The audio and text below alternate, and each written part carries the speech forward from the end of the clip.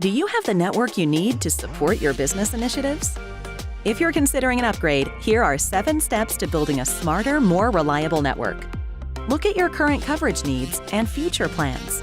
Don't forget to identify hard-to-cover areas with special requirements. Second, consider how many users and devices you'll be supporting. Don't forget to account for users with multiple devices. This will help you figure out your access point density. A good rule of thumb is to allow for 40 to 60 clients per radio to deliver a good end-user experience. Look at traffic and application types and their bandwidth needs.